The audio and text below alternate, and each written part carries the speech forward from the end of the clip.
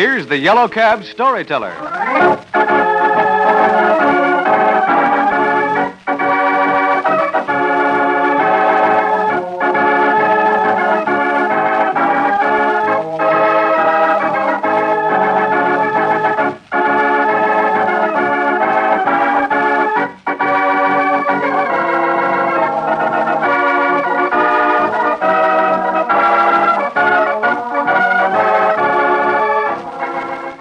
Every Saturday night, the 2,500 men and women who sit behind the wheels of yellow cabs in San Francisco, metropolitan Oakland, and Los Angeles bring you these stories. Stories of American boys who've gone to war, who've fought, and sometimes died for our country. And now, here is Ray Lewis, your Yellow Cab Storyteller. The war is full of guys like Private First Class Aaron Lieberger. Ordinary, not very young. Just an everyday, good-natured guy with a job of work to do. In Normandy, after invasion, Aaron Lieberger was a signal linesman. His job was field telephones, running the long, live line of the ground wire up to the battlefront, then taking care of the wire, checking, listening, watching, tramping along it with a big pair of pliers, mending brakes. That line was Aaron Lieberger's baby, his pet. His religion, almost. You guys tend to the war, he always said. I got a job. I got my line to take care of.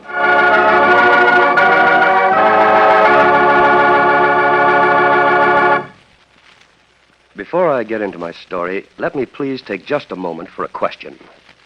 If someone were to ask you how important yellow cabs are to the 3 major California cities they serve, I wonder if you would have any way of reaching a conclusion. Before I became so well acquainted with yellow cabs, I doubt that I could have offered a sound opinion. The other day, though, I came across an answer. It was a figure. It startled me, and I think it may startle you. Our yellow cabs operating in the 3 major California cities, San Francisco, Los Angeles, including Beverly Hills and Hollywood, of course, and the 6-city Oakland area, carried in the last 12 months, ending November 30th, more than 38 million passengers. When you have to get somewhere and no other form of transportation is practical or available or direct enough, a cab suddenly becomes tremendously necessary. When you figure that there were 38 million occasions like that in our 3 California cities in 12 months, then you can begin to understand how important yellow cabs are in the lives of our 3 major California war centers.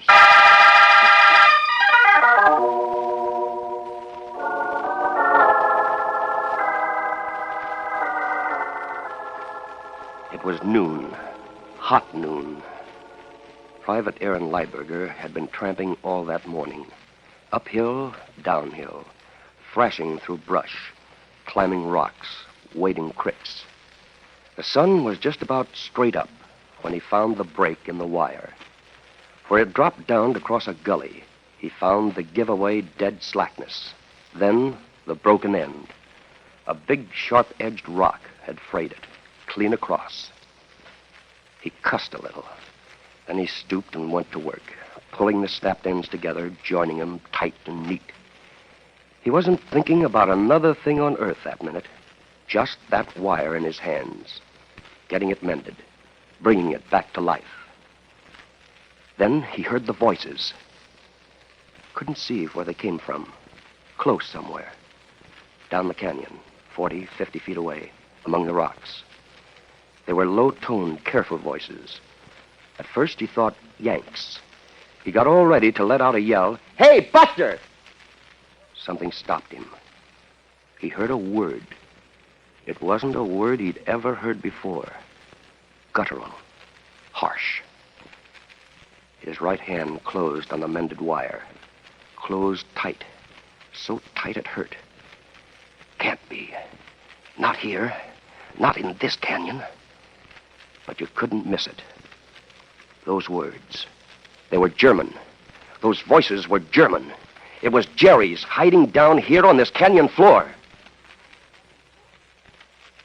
They said about Private Lieberger sometimes that he was the only guy in France who didn't know there was a war on. He never got mad.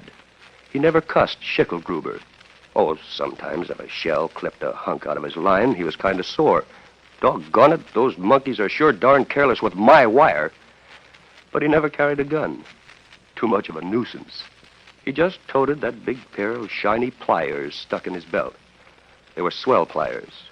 Not much Aaron Lieberger couldn't do with those pliers. Yeah, sure, okay, his pals would say. But, what are you going to do if you meet up with a Jerry? Aaron Lieberger let go the wire now, very careful, so that it wouldn't vibrate, so it wouldn't twang. He listened. 3 separate voices. One low and growling and plenty tough. One young and shaky. One shrill, kind of broken. Scared, Lieberger thought. Those are 3 scared monkeys. Lost, maybe. Cut off from their lines. Got trapped down here when the boys moved in. Oh, if I just had a gun. He dropped that. Didn't have much feeling about these lugs. Just guys. But they oughtn't to lie around loose. They're Jerry's. Somebody ought to grab them. He went down flat. He squirmed a few feet toward the voices. The big, sharp rock almost filled up the canyon floor. He crouched behind it. He shoved his head up slow, like a grandpappy turtle. He could see them now. They were squatting on their heels. Their backs were toward him. 3 wide, solid, gray-green backs. 3 helmets. The backs were kind of hunched, like scared men's backs. They shifted their heads a little, side to side, like keeping watch. Any noise, a bird, a rock rolling, they jumped. One turned a little. Lieberger got a glimpse of the gun he carried. One of those wicked machine gun pistols. And then he saw another. Holy cow. They've all got them. They've all got stutter guns. Lieberger looked down then at his shiny pliers. Bright boy, he thought. Uncle Sam's little Weisenheimer. No gun, no knife. Wait. The Jerrys were getting up onto their feet now. The big one, the tough one, was cussing the others. The jittery one was whining. Lieberger flattened himself, lizard quick. Coming this way. Boot sound, rocks rolling. When they came alongside the big rock, he just stopped breathing. Lie still, and they'll go right past. Them and their stutter guns. Yeah. And they'll head downstream toward the river. They'll maybe get away. And it's your fault, Mr. Big. You and your pliers. They were past. Wait. Hold it. The Jerrys were stopping. A few feet away, they were stopping. He heard the big one grunt. He heard the nervous one gabble something. For a minute, his blood froze up. They'd seen him. No. The wire. That's it. They've spotted the telephone wire. For a second there in the canyon, there was silence. Then he heard the big one cuss. He heard the young one laugh. He heard a rasping, sawing, ugly noise. A vicious little twang. The wire that crossed the gully jerked once like a snake. It coiled and sprang back. Then it dropped down, slack and dead on the ground. Aaron Lieberger didn't move. He lay there looking at that dead cut wire, at the cut end sawed by a knife blade. Slowly, his hands began to tingle. His spine began to tingle. The back of his neck. Why, those slimy sons of... It was crowding up all over him. Wild mad, crazy mad. Clipping my wire. Before he even knew what, Private Aaron Lieberger was up on his knees. He shoved out the shiny pair of pliers, handle first, like a gun. And he was yelling in a voice that wasn't his own. Get your hands up, you stinking heinies! Get 'em up, I tell you! I got you covered! Well, all those Germans heard was that crazy maniac yell. All they saw was that big rock, big enough to hide a dozen Yankees, and something gleaming over the top of it, metal and shiny and deadly looking. The youngest one dropped his pistol. He turned to run, changed his mind, and shoved his hands to the sky. The jittery one was already clawing air.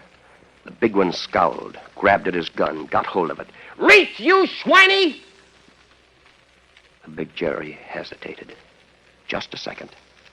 He took one more look at the metal thing that was shoving its nose out over the sharp-edged rock. And then he reached. His machine gun pistol dropped to the canyon floor. It clattered among the rocks.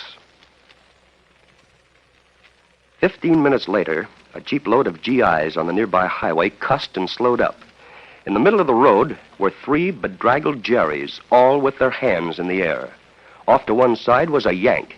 He had a gun in his hands, a German machine gun pistol. The Yank was grinning. He waved to him to stop. Hey, take these guys off my hands, will you, boys? I gotta get back to work. He helped him stow the prisoners in a jeep. He stood there a minute, holding the machine gun pistol, looking at it. Then he chuckled and tossed it to the driver. Take care of that for me, will you, Sonny? He reached for his belt then. He pulled out a shiny metal gadget. The men in the jeep didn't know what he was talking about, but he sure sounded cocky. Shucks, I don't need a gun. I got my pliers.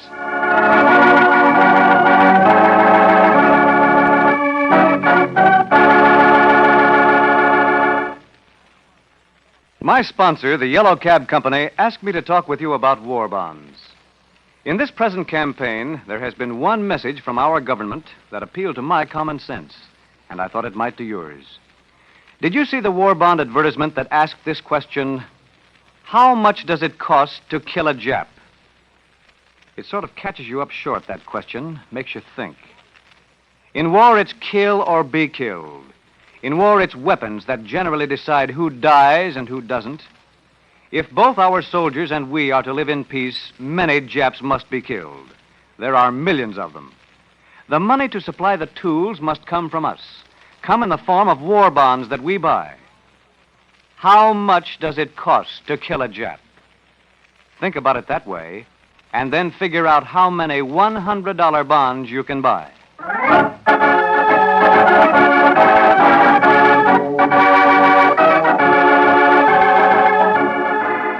What's the story for next week, Ray? Well, for my money, it's one of the strangest stories that's ever come out of the war. It's the story of a flying fortress, or maybe I ought to say half a flying fortress.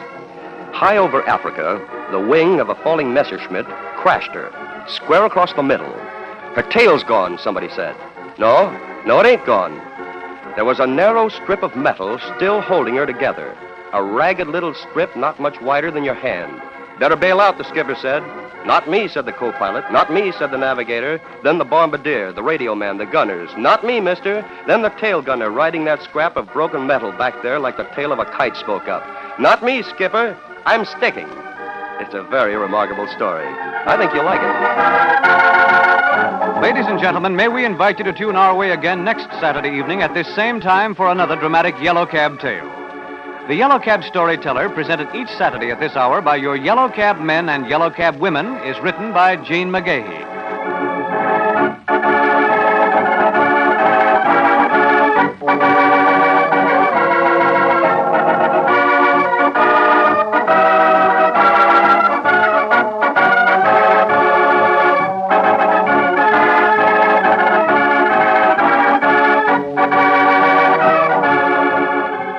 This is CBS, the Columbia Broadcasting System.